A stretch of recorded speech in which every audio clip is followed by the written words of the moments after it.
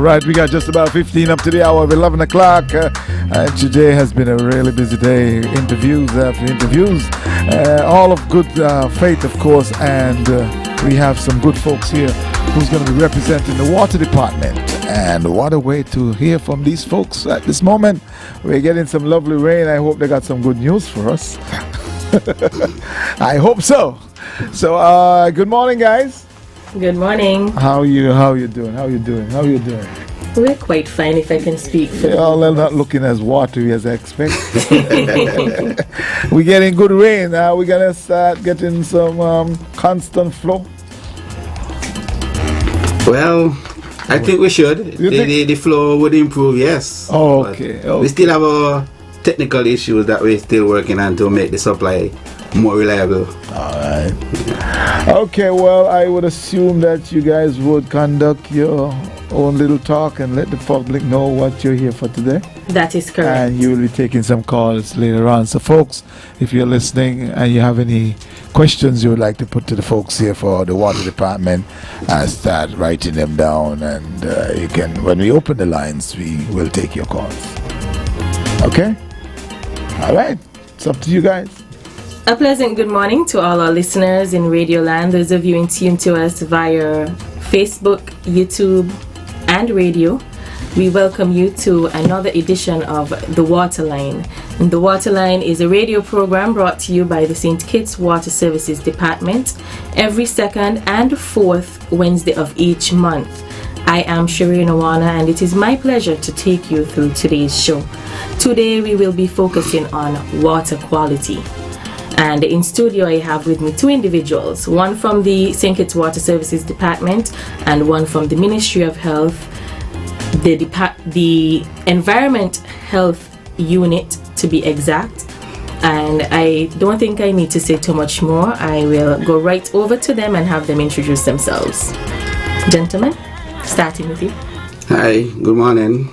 I am Sean Greenaway, Inspector of Quality at the St. Kitts Water Services Department. My job entails maintenance of the intakes, maintenance around the pump areas, the wells, cleaning of the distribution system. Also, if we have any issues in terms of the water and we have to do any direct contact with the lab, I would take the samples, transfer them to the lab and try to get some proper results and make sure that the water in itself is safe for the consumption. Hi, morning. I'm Orion Martin from the Environmental Health Department. I'm a Senior Environmental Health Officer.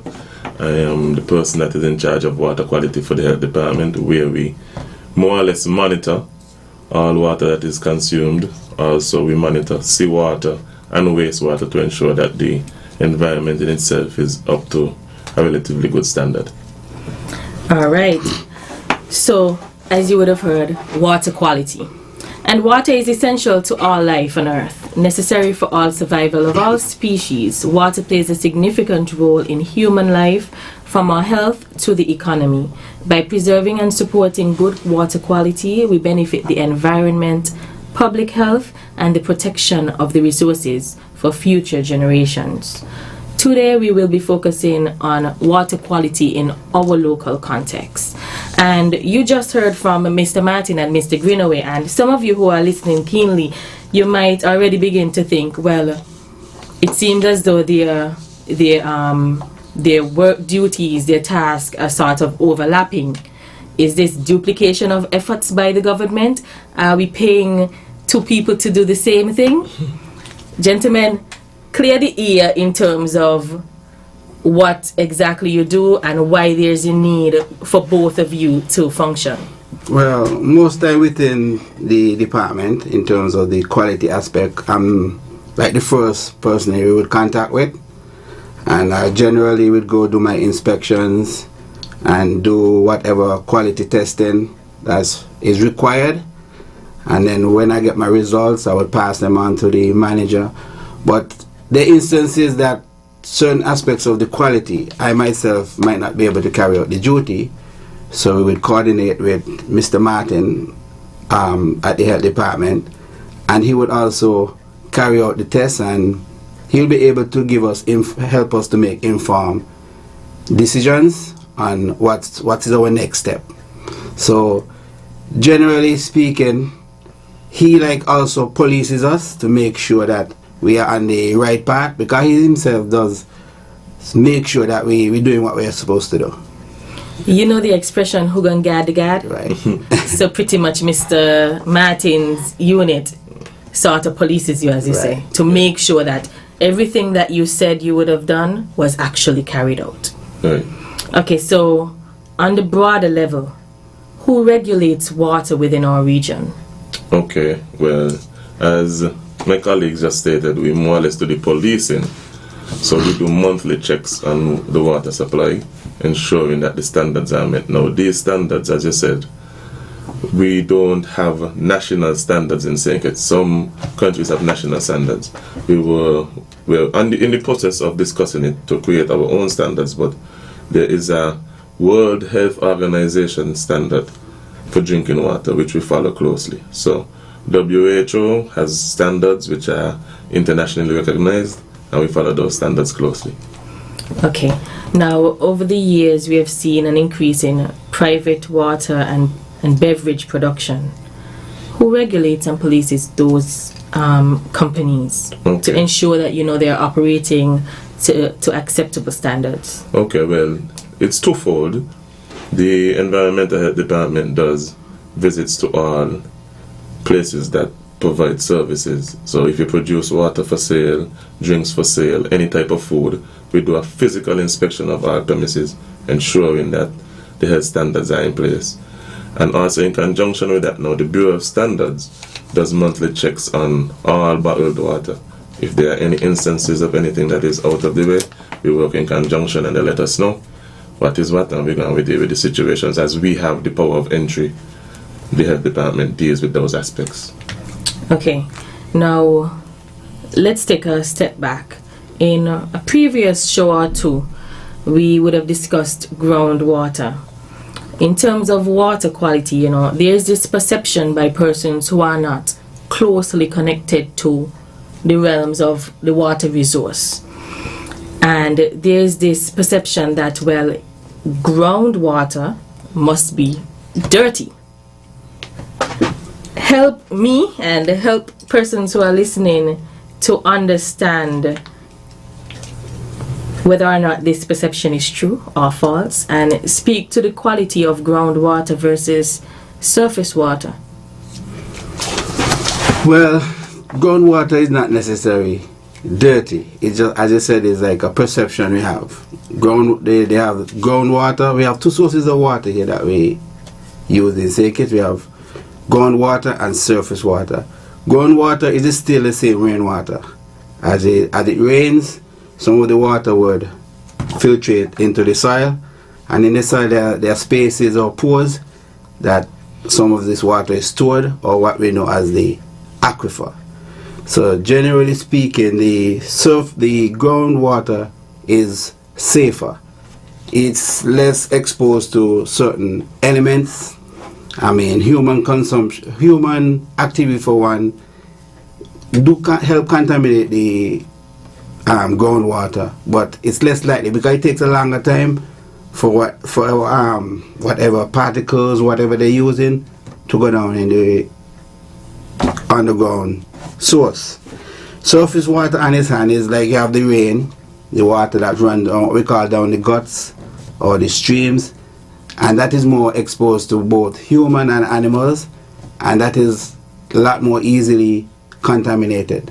So on a whole, the groundwater is a lot safer, even though it could be contaminated, just like the surface water. But there are some protective layers that facilitates or helps rather the groundwater to be a little bit more secure. And not only that, for anybody that would have done geography, not even in depth, you would know there are different substrates to the under the earth. So it goes down like the actual filtration process. So even as you have like filters and so on your pipe in the house, it's more or less the same thing, but the ground does it naturally. So the solids would stay to the top, and as he said, it would pass through the crevices, and with time it would be much more pristine than anything that would be running off on top. And that's nature's Yes. own way of cleansing the Correct. water, purifying the water. Okay, now both of you have been in this field for a number of years, so I think that you're well positioned to make a very informed response on the question that I'm about to ask you. Is the quality of our water in St. Kitts improving, or is it worsening?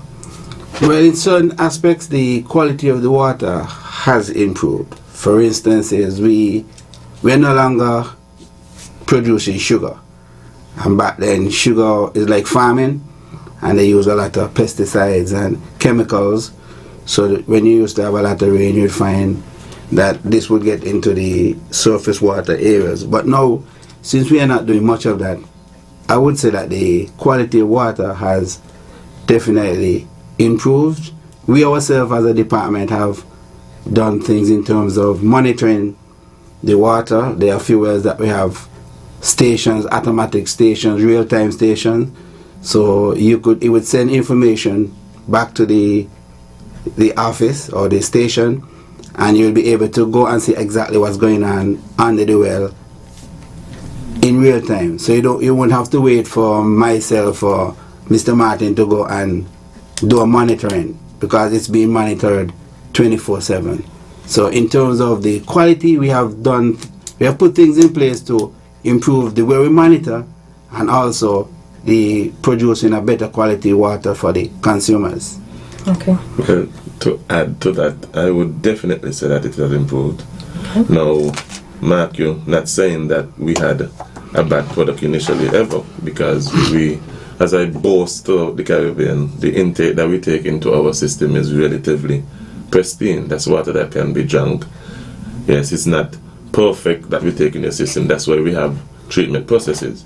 And once ago, there are a lot of people that do not like the taste of the chlorine, but that's something that has also been done by the water department, that they have now introduced chlorination relatively throughout the entire island, which makes the water much more safer from a quality standpoint.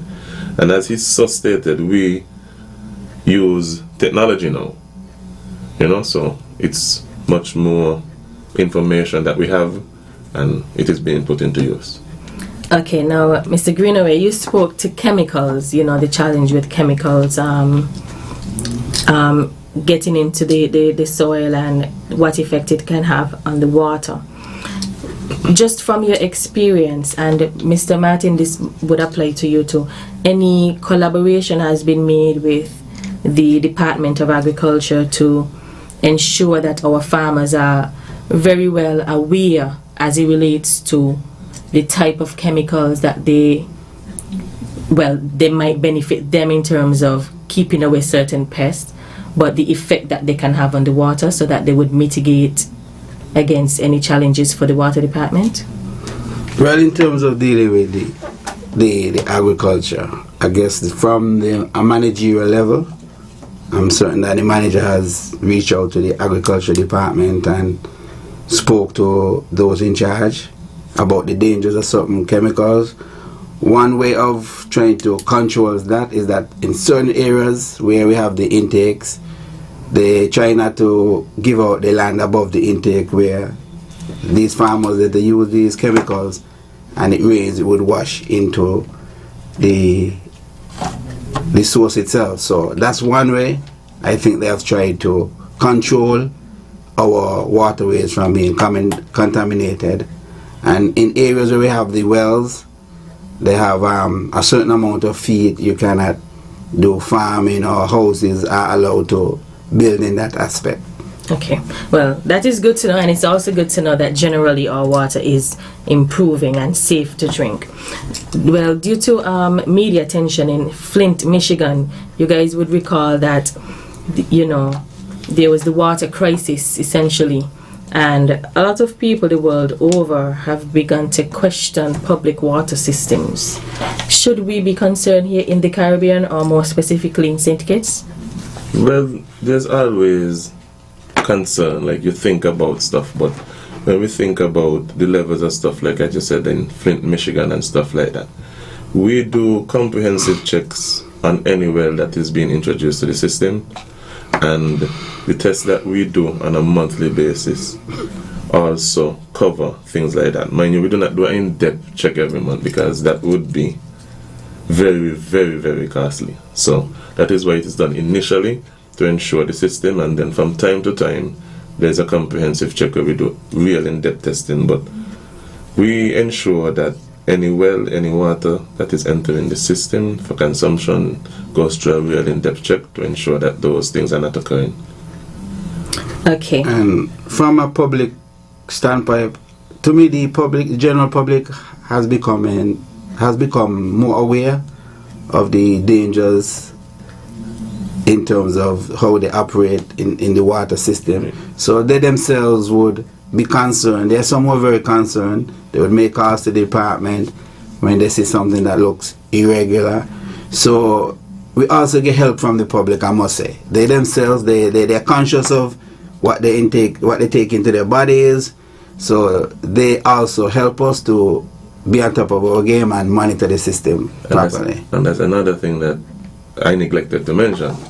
We now have much more education, so it's gonna be helping along the line. Whereas once ago, as long as someone sees the water and it does not look physically dirty, they would say, okay, it's good to use. But now everybody is exposed to so many things and people are thinking so deep, so they keep us on our P's and Q's, so to speak. So rather than just us being the police, now we have the entire population behind us also assisting. Yes, that sense of enlightenment and Right. public awareness, and that's important. It helps to make your job slightly easier. Now, are there any other major contaminants that we should be aware of in terms of, put aside the persons who are in the field of agriculture, persons just generally, your at-home use, any products that you would caution persons to use? Well, one thing that has been a plus also with time is that certain pesticides and stuff are not being allowed to be used. Certain chemicals that people used to spray yards with and stuff like that are not allowed to be imported anymore. Okay. But also one of the issues that we have, but that I see happening, is people performing works on vehicles in certain areas. You know, they should be more mindful of their activities. I used to pass some guys at the foot of the road in Shadwell servicing cars over the drain, and the water can run down and run through the aquifer before it makes it way to the sea.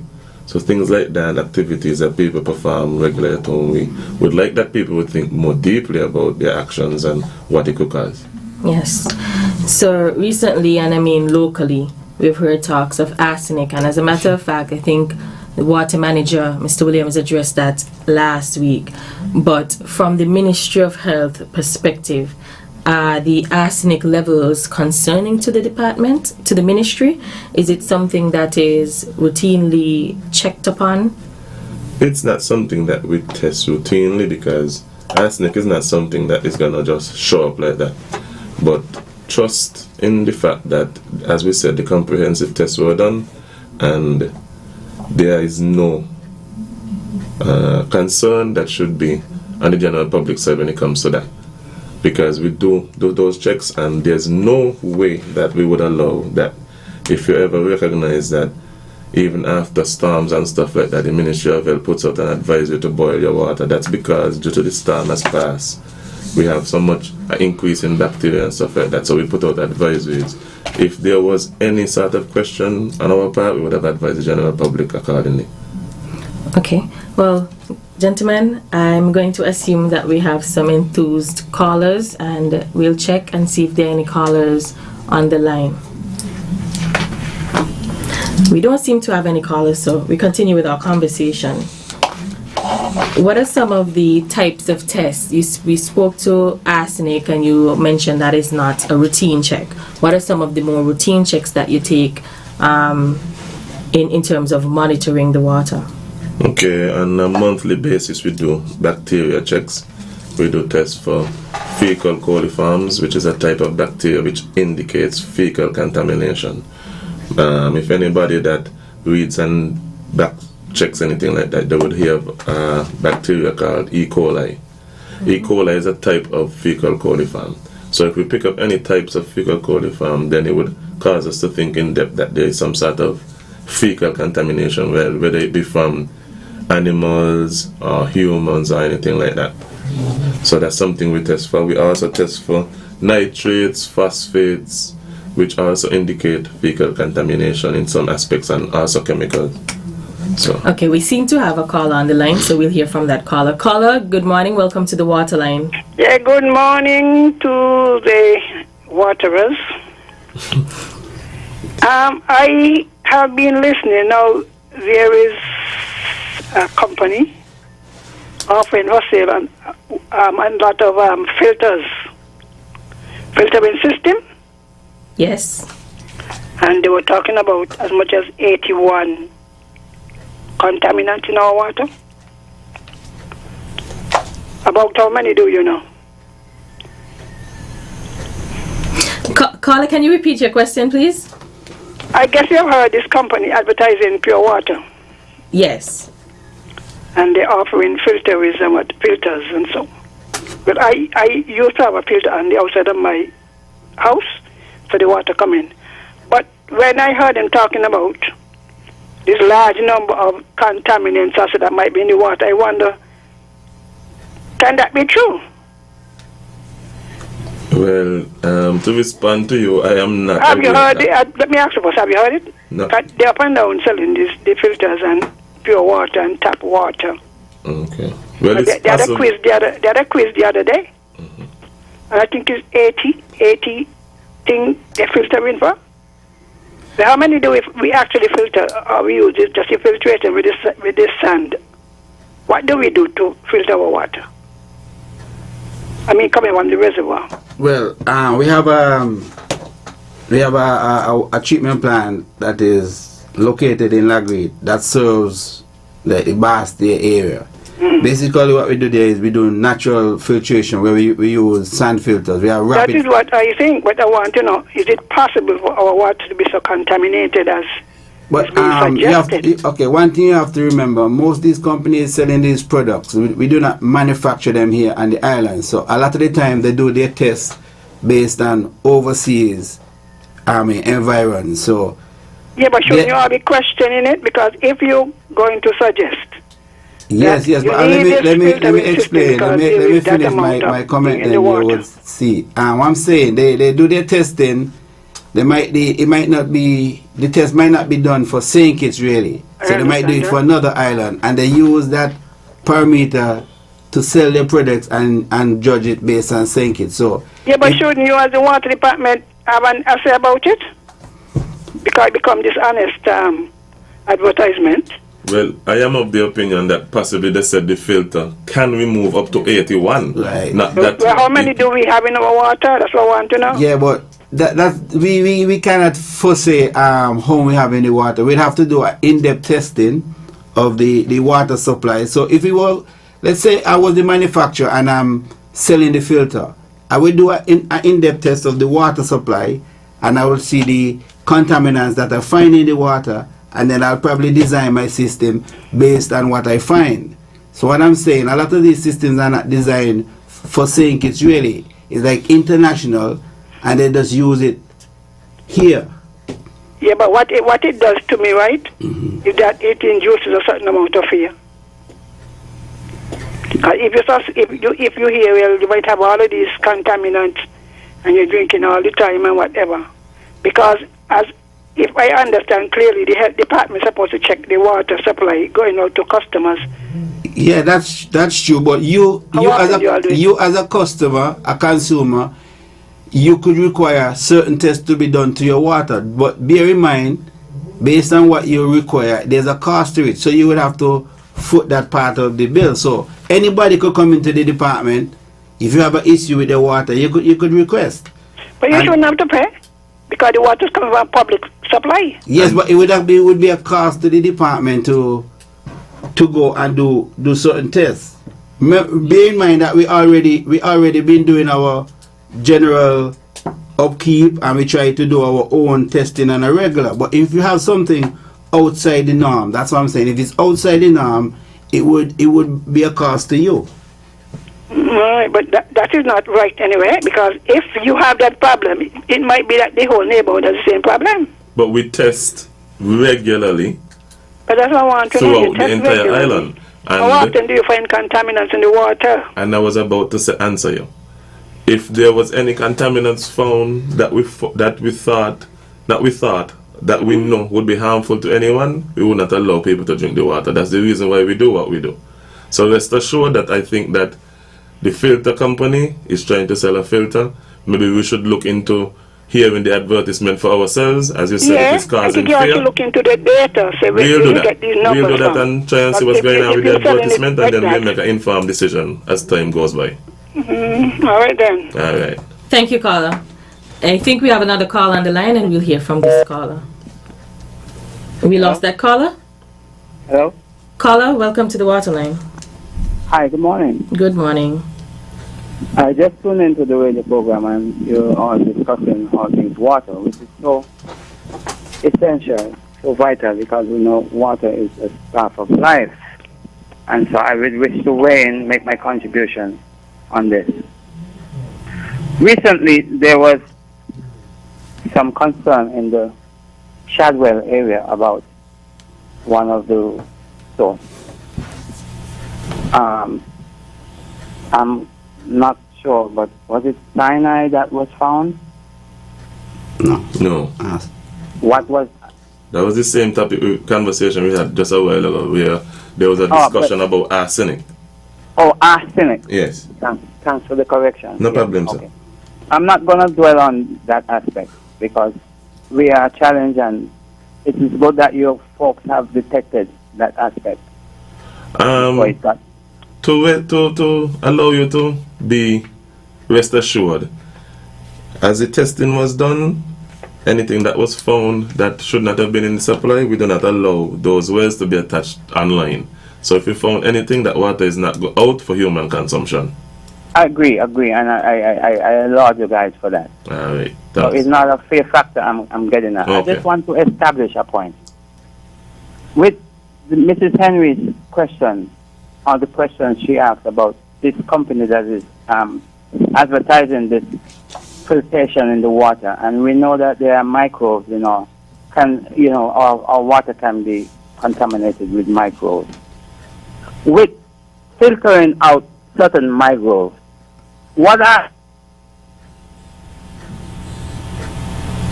certain vital minerals in our water at the same time? Because we know that water is essential, but we know that water has within it certain minerals that is vital to the body, to sustain the body. With all of this filtration, which is good because we want to keep up the unwanted, the microbes.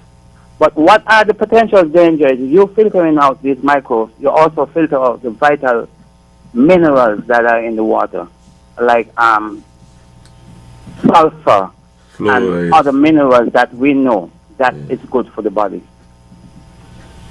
Can any one of you address this question about filtration of certain microbes? Cool, but we are also throwing out the baby with the bathwater, so to speak. Well, to respond to thanks for that listening. in the best way that I can, as we said, we are not certain about the type of filter, nor have we done any research on that, so I don't know exactly what the filter removes. I was just heard from it from the caller on the phone, but rest assured, as I keep saying, rest assured, the system that we have, the government system, we don't remove those things. That's why we say we have a sand filter which is natural. We try and replicate as much as we can the natural filtration that would occur in the aquifer. So we are not in the business of removing the natural stuff. We are just trying to get rid of the harmful stuff, and that's how we do it. That's why we don't necessarily, that's why we recommend that people use the government supply. And even with our systems, before we actually put them online, even the water department does their testing, and the environmental health does their testing. They still consult with the Bureau standards, and even after that, we still do get international. We send our samples overseas, and we have international accredited labs that will test these and advise us accordingly. So it's not just a one fold that the water department will decide, okay, we have a new system, we're going to put it online. And the same well that everyone is querying about at Shadwell is not even connected to the system. The well is just there and it's not connected to the system. So you don't have no fear of wondering if and when we're going to turn on the well, because it is not connected to the government supply. It's just there. Okay, and callers, your concerns are justifiable, of course. You must be concerned about what you're consuming. But just to supplement what the gentleman would have said, in terms of fear of loss of minerals, and on the other hand, in terms of fear that there are unknown contaminants that you feel that are not being brought to the fore, we remind you that our water is tested and tested regularly, and it continues to meet the World Health Organization standards, and that is important. If there comes a time when it does not, then of course there's reason to be alarmed and to be scared. But as of now, our water continues to meet the World Health Organization standards, and that is important. And let me even add to that. And I mean, I said it before on a previous show. I mean, we are the ones, we regulate the water, but at the end of the day, we still use it. So why would I actually allow, to give you a certain level of water that I might use myself? I would be endangering my own life, my family's life. So at the end of the day, that's why we do a diligent job. We try not to just, say the water come on stream and give it to the consumers. We have to make informed decisions, because at the end of the day, it's going to affect all of us in some way. That is absolutely true. Do we have any other callers on the line? We hear from the caller. Caller, welcome to the water line. Caller, welcome to the water line. We don't seem to have a caller, so we'll try this call. Hello. Welcome to the water line, caller. We appear to have. Hello. Good morning, caller. Welcome to the water line. I could hear you. You could hear me? I can hear you now. Okay, let me go here now. You guys are doing a great job, and I commend you highly for that. Question number one. How much, after all the different filtering of our water, how much percentage of the contamination is left back in our water? That's one. And secondly, the reservoir up at Lagreed, I think it should be covered, because people are so wicked that something that happened in the early 1960s can reoccur up there. In the 1960s, I think it was 1962, a donkey was found in one of the chambers of the reservoir of Lagreed. And so therefore, that whole cistern of water had to be thrown away and run down in the sea. So I think up there should be covered, definitely with a roof. And no one should be allowed to go close to that cistern, like long time ago. So that is my suggestion and my question, the first thing that I asked about the contamination. But I think the best way to drink water is to boil it, because no germs can live in that kind of temperature of water when you boil it. Anyway, I'll listen to the rest of the year. You all have a good day. Thank you, caller. Yeah, okay. Before we respond to the comments and the questions by this last caller, let's hear from another caller. Caller, welcome to the water line. Yes, good morning. Good topic to you all. Health-wise is good for the country, health-wise. Yeah. Look me, I believe in my water, right? At my age, I'm older than you, and I believe in my water, so I am not going to use no tap water, because what happened? I started to buy it a couple years ago, and then when you look, I just come out in 2017, because to me, everybody really want a company to make money. I'm not calling it down, because that's walking with water now going around. I never used to do it before. And that saved us from the kidney problem. So it's a good idea, but one day I see somebody testing another water, the person was saying before Mr. Vulture said, and they say, 2012 also, the water that we don't drink, it is leveling higher. I said, what? And then he tested the water in front of me. So this is we were going to come with a new water, and he tested. And it's to show me the test from his to the person or the customer buying, and then the level never really look high for sure. But then I didn't take it on right away, I drank it, and so. And man, 2017, I said, man, me not buy no more. I just drink me normal water. People say, you can drink the water. And you say, from the pipes, so every mineral in it, it's going to make me stronger and live longer. I'm telling you the truth, I'm not getting sick from it. So, I don't know what happened that people are saying our natural water ain't good. Right? Because I'm not I'm not studying it. Because what happened, everybody wants to buy anything, and that what happened. Everybody wants to sell, and that what happened. And then when I question about it again, they were saying some country don't even buy it now. You can't go to St. Thomas and some place somewhere else, some place else. So I believe me, so the filter bag, I have one in the cup. And when you buy these top thing, you need facet, you get a little one in it, and that's what I'm using. But I stopped drinking the water there, and look me today, I don't even boil it as Mr. Culture said boil it.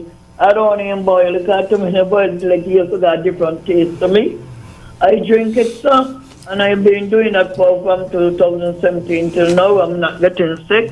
I'm not getting no overache, like belly ache and so what you are doing. But what I want to say, you all is water people, right? And you all in the office, but tell them when they go to walking on the road, go and check sides, and so people say they complain a lot, So it's the water they're running, at time I got to call them, I mean, so you see the water running, it's not by the pipe, it's by a government link. Go and fix it, and a couple months after site thing. They got to go around like them long-term water people used to see them trying to do the work. Go around, look around. Sometimes I tell somebody, look up pipe that it so happen. And they want to run now. I said, excuse me, it's our business. It's everybody's business, because water is essential. Okay, so Carla. It's a good thing. But I'm drinking my natural pure water, right from the pipe. Okay, thank you, Carla. I think we can start with the last caller. I want to say, first of all, thank you for your vote of confidence in the quality of our water. And of course, we'll continue to encourage our team to do their routine checks to ensure that we are not having any losses. But we go back to the caller before, and that caller spoke to first of all, the percentage of contaminants that are being lost in our testing and quality checks of the water. I don't know if you or Orin or Mr. Greenaway wants to take that. You guys can decide. And then the other question, or rather suggestion, that the caller had was the issue of security, of securing the physical source in terms of fencing and roofing and security at large. So I think that would fall under you, Mr. Greenaway, the security aspect. You guys can decide how you want to tackle it. Well, I could speak about the treatment plant. I mean, as the caller said, back in 1962, but we're now in 2022, and that's a lot of years. And in terms of the treatment plant, there's been improvements. We have proper fencing, and we have 24-hour security there. Someone is always there. He also suggests we should cover the tanks, but you can't. It's very difficult to cover the tanks. Mm-hmm. The tanks are like that for a reason. For instance, in some of the tanks we have like fish living there. They're there for a reason. because the fish they act are indicators. So if the water itself is contaminated, when the plant operator makes his check and he realizes that a lot of the fish are dying, he signals alarm. So that in itself could tell him, okay, shut down the system, report it to somebody, and let us do our diligent checks. And even if you got the water just there covered, it could become stagnant, become smelly. So it's just, the water is just live water. It's a continuous flow of water. We have part of the plant itself is covered. That's this after the water goes to the treatment, it goes to the last tank, which is the storage. That one is covered. That is where we would add the chlorine and whatever to disinfect the water. And that is covered for a reason, because you don't even want the birds and everything to fly over and defecate in the water. You still, with the exposure to sunlight, the chlorine would lose its strength. So you try to minimize that. But there is actually coverage at the treatment plant, but it's in different stages. So the whole treatment plant would never be covered. And even if you go internationally to other treatment plants, it's basically the same setup. The plants they are not covered. They are open for a reason. So the water could get oxygen and stuff like that. So, and also to observe it. You want to physically observe the water that you're taking into the system to be treated. But I think the callers general security issue in terms of the security of it was more related to human interference, and I think you covered that in that even though the water is exposed, there is a physical presence of security there to minimize any sort of danger to the water. Now let's go back to the percentage of contaminants that the caller asked. Can we respond to that? I don't think that we could respond to that with a truthful answer, because that's not something that we have ever checked into. We check into quality, and as we said, the water beats the requirements of the World Health Organization. We don't go through the aspects of looking at it to see what percentage and how much of it comes out and so forth. We don't do that, to be honest. Okay. Now for the average, or like myself and some of us who are at home listening, what are some of the techniques that I can use at home if I discover that something is off with my water? From my eyes, visually, it appears to be unusually looking. What can I do before I decide to jump on the phone and call the water department to find Mr. Greenaway, to let Mr. Greenaway know that I think that something is going off with the water quality? What can I do at home first to rule out anything? Well, visually, most times in terms of we have heavy rains, there's certain areas where we have heavy rains. So when you turn on the tap, the water look a little murky, cloudy. You could see that, So sometimes you just have to wait a while. What the department usually do, before we actually put back on the system, we try to flush the areas, put like by the dead ends, try to get rid of some of that murky water. But it will take a time for that to pass.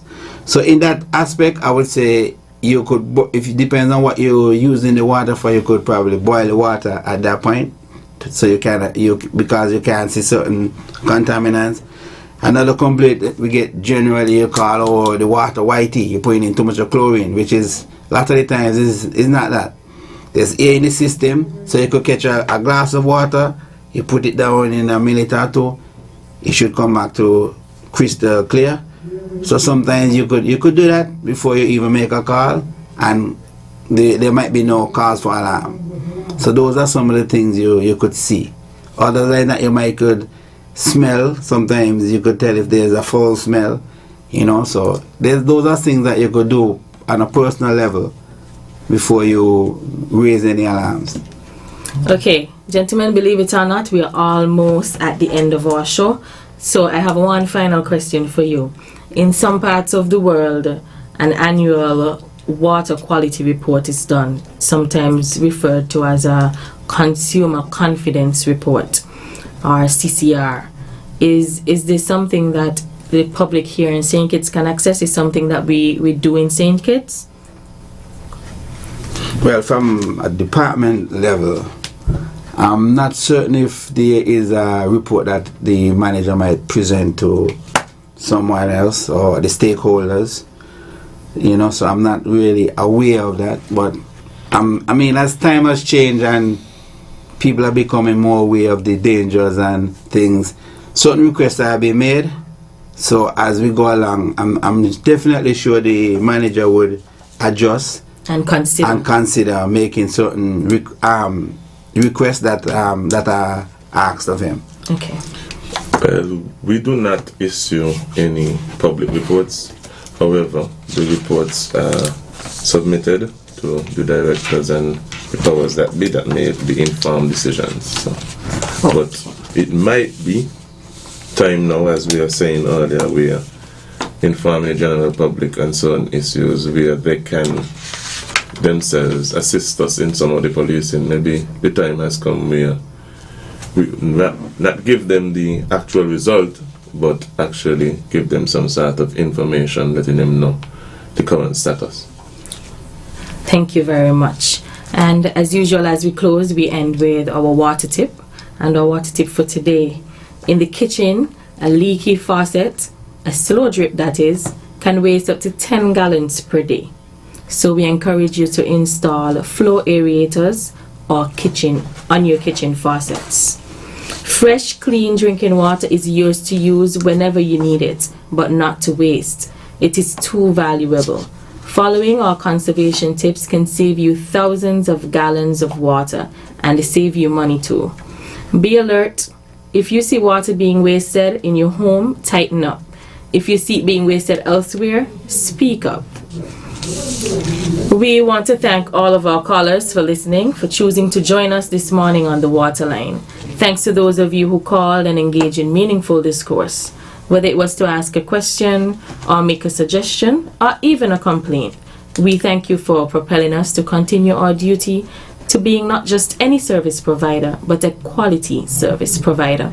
As we sign off, we hope that you would be with us again for our next episode of The Waterline on Wednesday, 7th December.